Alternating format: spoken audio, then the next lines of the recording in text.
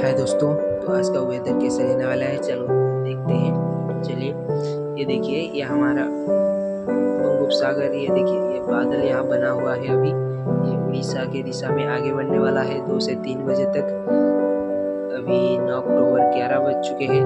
तो अभी ये आगे बढ़ेगा, जैसे 2 से 3 बजेगा तो ये देखिए 3 बजे तक ये अंदर आ चुका होगा। और ये हमारे गंजाम से लेकर पूरी, खुर्दा और बालेश्वर, ये देखिए, ये केंद्रापड़ा, अनुगुल, ढेंकानाल और कटक और मयूरभंज, केवंझर, ये सारे इलाकों में बारिश हो सकता है। ये देखिए, ये जो आपको ग्रीन और येलो कलर का दिखाई दे रहा है, यहाँ थोड़ा ज़्यादा बारिश हो सकता है एक एक स्थान पर, तो सतर्क रहिएगा।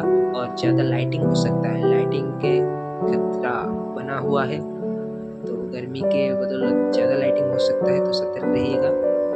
ये देखिए, ये कटक और ये हमारे अनुगुल, ढेंकानाल और बालेश्वर तक ये ज़्यादा बारिश हो सकता है एक एक स्थान पर, तो सतर्क रहने की ज़रूरत है। ये देखिए, उड़ीसा के जितने भी तटवर्ती इलाका, जैसे गंजाम से लेकर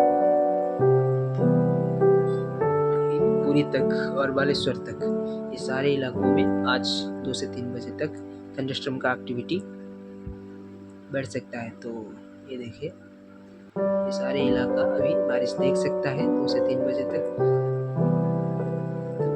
लाइटिंग के कारण ज़्यादा लाइटिंग हो सकता है, तो सतर्क रहिएगा।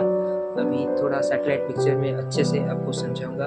ये देखिए, ये सैटेलाइट पिक्चर में आप देख रहे हैं कि ये जो हमारे उत्तर बंगोपसागर यहाँ यहाँ बना हुआ है, ये बादल देखिए, ये बादल अभी इस दिशा में आगे बढ़ेगा, तो भुवनेश्वर से लेकर बालेश्वर तक, ये ब्रह्मपुर से ये आगे बढ़ेगा।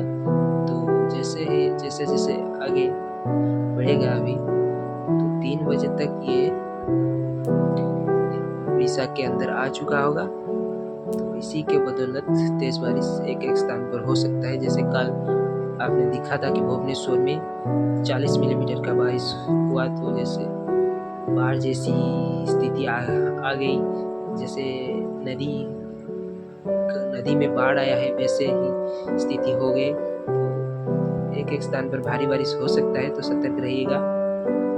ये देखिए, भुवनेश्वर, ब्रह्मपुर, गंजाम, गजपति, ढेंकानाल, अनुगुल, बालेश्वर, भद्रक, खुर्दा से लेकर ये अनुगुल तक, भद्रक, पारादीप, जगतसिंहपुर, ये देखिए, ये सारा इलाकों में बारिश हो सकता है। एक दो स्थान पर तेज बारिश हो सकता है, सतर्क रहिएगा। थैंक यू, मिलते हैं नेक्स्ट वीडियो में।